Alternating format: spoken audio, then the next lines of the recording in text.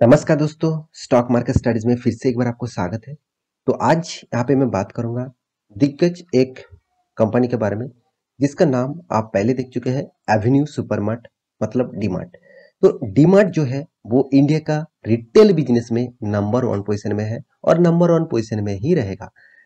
फिलहाल के लिए तो रहेगा क्योंकि इसका जो मार्केट कैपिटलाइजेशन है कोई छोटा मोटा नहीं है, लाखों में है, लाखों करोड़ों में है। तो इस कंपनी के बारे में बात करूंगा क्योंकि आप सभी जानते हैं डीमार्ट जो है वो राधा किशन दमानी जी का कंपनी है। और राधा किशन दमानी आप सभी उनके नाम तो जरूर सुने ही होंगे और देखे भी होंगे। तो उसी के बारे में बात करूंगा, मतलब उसी के बारे में नहीं, उसी का कंपनी के बारे में बात करूंगा जो डीमार्ट है। तो इस बहुत सारे दोस्तों ने कमेंट किया सर इसके ऊपर एक डिटेल्स में वीडियो बना के दीजिए और इस कंपनी का फ्यूचर क्या है वो शायद बता दीजिए, शायद मैं इन्वेस्ट कर पाऊँ। तो ऑब्वियसली यहाँ पे मैं डिटेल्स में आपको बताने वाला हूँ, तो वीडियो को पूरा देखिए और अभी तक आपने इस चैनल को सब्सक्राइब नहीं किया तो जरूर सब्सक्राइब कर लीजिए क्योंकि आपको daily basis stock market information and update चाहिए तो इस चैनल में बने रहिए। तो चलो देख लेते हैं आज के स्टॉक के बारे में। तो वीडियो शुरू करने से पहले और एक चीज जरूर कहूंगा, अभी तक आपने डीमैट अकाउंट ओपन नहीं किया तो उसका लिंक आपको नीचे मिल जाएगा। हमारा लिंक से डीमैट अकाउंट ओपन करेंगे तो आपको हमारा जो प्रीमियम ग्रुप है इंटरडे लेवल का उसका भी कॉल का नोटिफिकेशन का लिंक में आपको ज्वाइन होने का चांसेस मिलेगा। साथ ही साथ आप इंटरडे लेवल में फ्री ऑफ कॉस्ट काम करना चाहते हैं तो निफ्टी बैंक निफ्टी में उसका भी लिंक आपको नीचे मिल जाएगा, जाकर ज्वाइन हो सकते हैं। तो चलो देख लेते हैं आज के स्टॉक के बारे में। तो मैं पहले ही बता चुका हूँ राधा किशन दमानी जी, बहुत सारे दोस्तों ने नहीं जाना तो आज मैं इस ऑब्वियसली इस अ, उनका तस्वीर आपके सामने रखा हूँ। बहुत सारे दोस्त तो मार्केट में बहुत पुराना मार्केट में है तो उनका तो पता ही है। तो फिर भी मैं इस व्यक्ति का कुछ डिटेल्स आपको मैं बताना चाहता हूँ। राधा किशन दमानी जी ऑब्वियसली एक दिग्गज बोला जाए तो एक अच्छा खासा बिजनेसमैन है। और देखा जाए वो गुजरात से उनका बिलोंग करते हैं, मतलब गुजरात में उसका घर है। तो उनका जो बिजनेस मॉडल है वो सबसे अलग है और हटके है क्योंकि वो बिजनेस में इस तरीके से इन्वॉल्व रहते हैं, इस तरीके से बिजनेस को मॉड्यूल कर चुके हैं जो उसका बिजनेस तरीका टोटली अलग है। और मैं इसी के कंपनी के बारे में बात करूंगा जो आप पहले ही बता चुका हूँ, एवेन्यू सुपरमार्ट। तो राधा किशन जी के बारे में डिटेल्स में जानना है तो आप यूट्यूब में जाकर सर्च करिए। तो यहाँ पे मैं उसका कंपनी के बारे में बात करूंगा। तो चलो देख लेते हैं उसका कंपनी के बारे में। तो सबसे पहले मैं कंपनी के वेबसाइट के ऊपर आ चुका हूँ। आप सभी जानते हैं रिटेल मतलब बहुत सारे सिटीज में डीमार्ट के बहुत सारे अलग अलग ब्रांचेस है, अलग अलग जगह जगह पे कंपनी का ब्रांचेस है, कंपनी का बिजनेस है। और यहाँ पे डीमार्ट जो है वो बिजनेस मॉडल थोड़ा सा अलग से करते हैं। जैसे आप रिलायंस के मान के चलिए, साथ ही साथ और भी बहुत सारे रिटेल बिजनेस के ऊपर जुड़े हुए हैं। तो वो डीमार्ट के साथ टक्कर नहीं दे पाते हैं क्योंकि डीमार्ट एक अलग स्ट्रेटेजी मेंटेन करके बिजनेस करते हैं। तो इसका जो स्ट्रेटेजी है बहुत शानदार है, मेरे हिसाब से बहुत शानदार स्ट्रेटेजी है। तो यहाँ पे देखिए कंपनी जिस जिस फील्ड में प्रोडक्शन के ऊपर कंपनी करते हैं काम करते हैं, मतलब प्रोडक्शन मतलब जिसको बेचते हैं उसी के ऊपर आपको यहाँ पे डिटेल्स में दिया गया है। तो अभी चलो देख लेता हूँ कंपनी के फाइनेंशियल रिपोर्ट के बारे में। तो फाइनेंशियल रिपोर्ट के ऊपर आ चुका हूँ। यहाँ पे आप देख सकते हैं सबसे पहले बहुत सारे दोस्त इस कंपनी का प्राइस रेंज देखकर ही भाग जाएगा क्योंकि कंपनी 4000 के ऊपर चल रहा है। तो 4000 ऊपर के चलने वाला कंपनी के ऊपर कोई निवेश नहीं करना चाहेगा। वो 40 रुपीज में निवेश करना चाहेगा जो कंपनी कभी नहीं जाएगा। टोटली 40 रुपीज भी जीरो होने वाला है। इस तरीके से कंपनी के ऊपर निवेश करेगा। यहाँ पे भी 1 लाख रुपया निवेश करेगा। 40 रुपये का शेयर में भी 1,50,000 30,000 20,000 तक निवेश करेगा। मगर यहाँ पे एक एक शेयर भी, एक दो शेयर भी नहीं खरीदारी करेंगे क्योंकि उसको लगता है 4,000 से अगर जीरो हो जाए तो देखिए जीरो तो वो कंपनी हो जाएगा जिसका फाइनेंशियल रिपोर्ट ठीक नहीं है, जिसका बिजनेस मॉड्यूल ठीक नहीं है। और राधा किशन दमानी जी का जो एवेन्यू सुपरमार्ट है उसका बिजनेस मॉडल थोड़ा सा हटके है। आप देखेंगे तो बिजनेस का यहाँ पे इम्पैक्ट आपको खुद पता चलेगा। देखिए सबसे पहले बात कंपनी का मार्केट कैप मैं पहले ही बता चुका हूँ, लाखों में है। 2,70,000 करोड़ से भी ज्यादा है इसका मार्केट कैपिटलाइजेशन। तो एक कितना बड़ा मार्केट को कैप्चर करके आप देख सकते हैं। कंपनी का पी रेशियो बहुत बहुत हाई लेवल में है मगर इसका इंडस्ट्रीज का पी रेशियो के हिसाब से कंपनी का पी रेशियो कम है। फिर भी कहूंगा कंपनी का पी रेशियो हाई लेवल में है।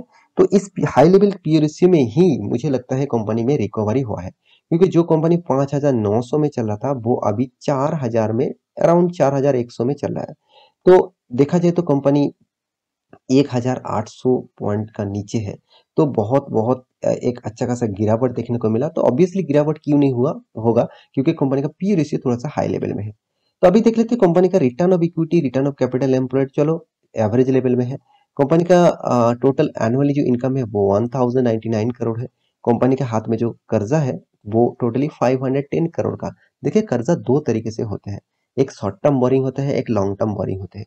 शॉर्ट टर्म मतलब जो शॉर्ट टर्म पीरियड के लिए कर्जा होता है उसको शॉर्ट टर्म कहा जाता है, मतलब एक साल के अंदर उसको पे करना पड़ता है। और लॉन्ग टर्म बोरिंग मतलब वो 5 साल 10 साल तक लोन ले सकते हैं, उसको लॉन्ग टर्म बोला जाता है। तो यहाँ पे जो डेटर्स मतलब जो डेप्थ बताया जाता है वो लॉन्ग टर्म पीरियड के लिए, शॉर्ट टर्म पीरियड के लिए डेप्थ यहाँ पे नहीं बताए जाते। तो इसलिए मैं जरूर कहूंगा कंपनी डेप्थ फ्री है, क्योंकि एक साल के अंदर लिया हुआ कर्जा कोई डेप्थ के हिसाब से नहीं पड़ता, उसको एक साल के अंदर मिटाना ही पड़ेगा। तो इसलिए उसको डेप्थ नहीं कहा जाता, वो शॉर्ट टर्म पीरियड के कर्जा होते हैं। तो प्रोमोटर के पास देखिए 75% होल्डिंग है, और सबसे बड़ी बात कंपनी का अर्निंग पर शेयर भी अच्छा खासा है।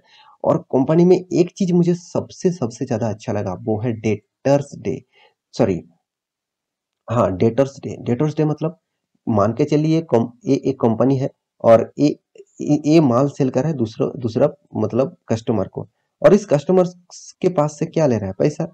तो कितना जल्द से जल्द कस्टमर को माल सेल करने के बाद पैसा कंपनी के हाथ में आ रहा है, एक दिन भी नहीं लग रहा है, एक दिन भी नहीं लग रहा है, इतना जल्द से जल्द कंपनी के हाथ में पैसा रहा है, ये सबसे बड़ी बात होती है कोई भी कंपनी के लिए। तो यही बात मुझे सबसे अच्छा लगता है इस कंपनी के ऊपर, क्योंकि वो सबसे ज्यादा फोकस रखते हैं मार्जिन को। मार्जिन कितना कंपनी मेंटेन कर रहा है, किस तरीके से कंपनी बैलेंस शीट को मेंटेन कर रहा है, किस तरीके से कंपनी का अर्निंग मेंटेन कर रहा है, वो सबसे ज्यादा प्रायोरिटी रखते हैं। साथ ही साथ कस्टमर को अच्छा खासा सपोर्ट और अच्छा खासा डिस्काउंट भी देते हैं, कंपनी डिस्काउंट देकर भी माल खरीदारी करते हैं। आप डीमार्ट से कोई भी प्रोडक्ट खरीदारी किए हुए तो मुझे जरूर कमेंट करके बताइएगा।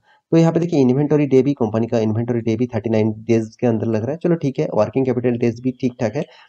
तो कंपनी देखिए इंडिया का नंबर वन रिटेल बिजनेस में नंबर वन पोजीशन में है एवेन्यू सुपरमार्ट। तो इसी के बारे में मैं आपको जरूर मतलब पहले ही बता चुका हूँ, अभी भी बता रहा हूँ।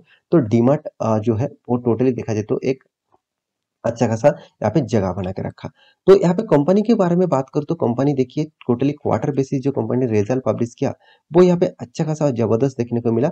नेट प्रॉफिट के बारे में बात करूँ, देखिए कंपनी हर क्वार्टर में कंपनी प्रॉफिट जबरदस्त मेंटेन किया। एक चीज आपको देखना चाहिए कि कंपनी का एक्चुअली ऑनलाइन प्लेटफॉर्म देखा जाए तो नहीं है। तो कंपनी देखा जाए तो टोटली जो बिजनेस करते हैं वो ऑफलाइन मार्केट में करते हैं। और कोरोना के मतलब लॉकडाउन पीरियड में सबसे ज्यादा हर इंडस्ट्रीज के ऊपर प्रेशर पड़ा था, इस कंपनी के ऊपर भी प्रेशर था। तो फिर भी देखिए कंपनी 40 करोड़ का टोटल प्रॉफिट किया उस टाइम में भी, फर्स्ट लॉकडाउन के टाइम में भी कंपनी 40 करोड़ का प्रॉफिट किया। और कंपनी देखिए हर साल में कंपनी खुद का प्रॉफिट को भी मेंटेन यहाँ पे कर रहा है।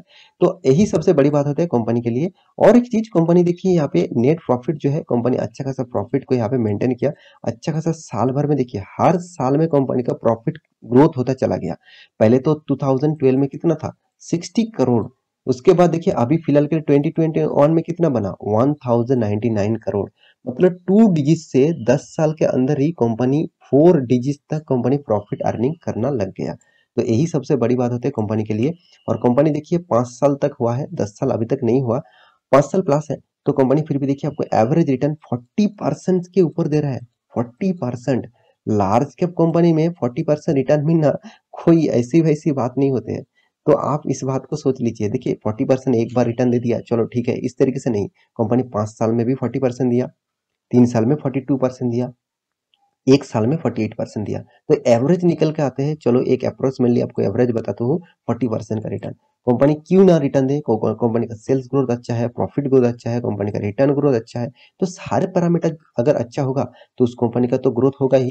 कंपनी के साथ ही साथ जो चीज मुझे और एक अच्छा लगा वो है कंपनी का रिजर्व।